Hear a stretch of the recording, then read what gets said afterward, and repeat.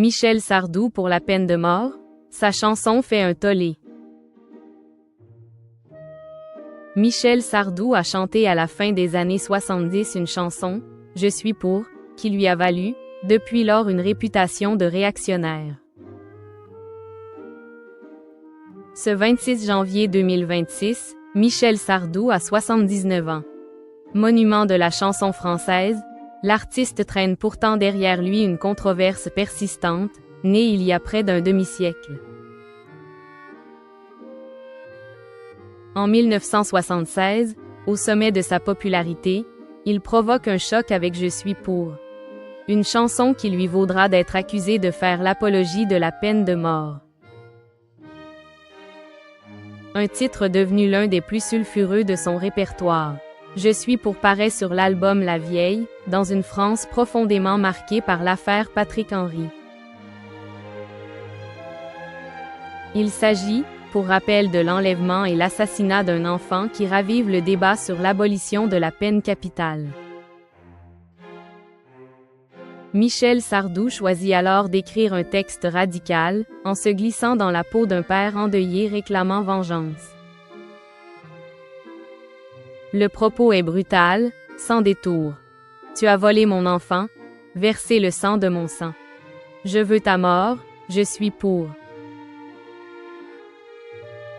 Les mots sont définitifs, belliqueux, et frappent une opinion publique déjà à vif. Très vite, la polémique enfle. Intellectuels, journalistes et responsables politiques accusent le chanteur d'appeler à la vengeance et de légitimer la peine de mort.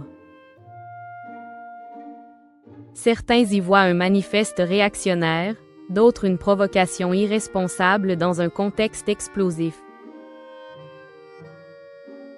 Le Monde dénonce alors un appel à la justice expéditive, tandis que des manifestations et des huées perturbent les concerts de Sardou. L'artiste est catalogué, parfois durablement, comme un chanteur de droite, voire d'extrême droite. Une étiquette qui ne le quittera plus vraiment. Face aux critiques, Michel Sardou se défend maladroitement. Il affirme ne pas soutenir la peine de mort en tant que système judiciaire, mais vouloir exprimer la loi du talion, la souffrance irrépressible d'un père confronté à l'irréparable. Une nuance qui peine à convaincre. Le titre, jugé trop explicite, écrase toute lecture au second degré. Le choix du titre est mauvais, reconnaîtra-t-il bien plus tard. Je suis pour ne sortira d'ailleurs jamais en 45 tours et il ne la chantera plus en spectacle. Avec le recul, Michel Sardou admettra son malaise. Dans plusieurs interviews, notamment sur RTL en 2021, il confiera avoir toujours été favorable à l'abolition de la peine de mort, estimant qu'elle n'a jamais fait reculer le crime. Il qualifiera même la chanson de mal écrite, expliquant qu'il aurait dû la laisser de côté.